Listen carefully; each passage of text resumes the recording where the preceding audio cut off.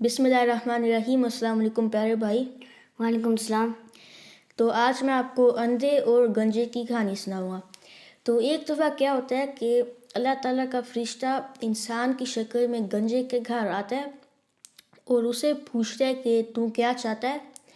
تو گنجے نے کہا کہ اس کے سر پہ تھوڑے سے بال آ جائیں تاکہ جو لوگ ہیں وہ اس کا مذاق نہ اڑائیں، اور اس کے مال و دولت بھی آ جائے تاکہ وہ غریب نہ رہے۔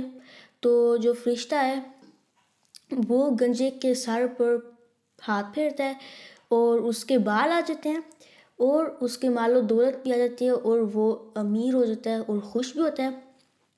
تو وہی جو فرشتہ ہے وہ انسان کی شکل میں اندھے کے گھر جاتا ہے اور اس سے پوچھتا ہے کہ تو کیا چاہتا ہے؟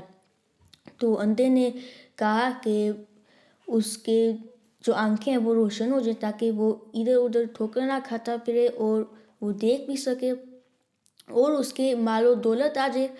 تو جو فرشتہ ہے اس نے پھر اندھے کے آنکھوں پہ ہاتھ پھیرا اور اس کی آنکھیں روشن ہوگی اور اس کے مال و دولت بھی آ گیا۔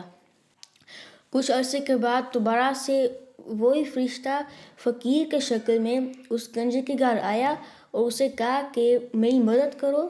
تو جو گنجے نے کہا کہ بھاگ جو یہاں سے، تمہارے جیسے فقیر تو ادھر بہت زیادہ گھوم پھرتے ہیں۔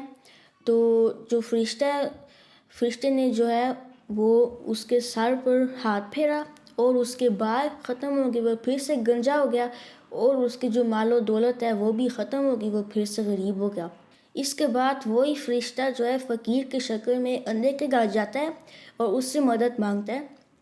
تو اندھے نے کہا کہ سب کچھ اللہ تعالیٰ نے دیا ہے، آپ جو بھی چاہو لے لو۔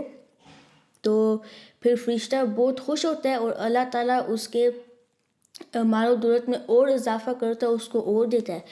تو بھائی آپ نے اس کہانی میں سے کیا سیکھا ہے؟ تو میں نے سیکھا ہے اس کہانی میں سے کہ ہمیں اللہ میاں کا شکر ادا کرنا چاہیے جو وہ ہمیں دیں، اور ہمیں فقیر کی مدد کرنی چاہیے، غریبی کو بھی، اور ان کو بکانا چاہیے۔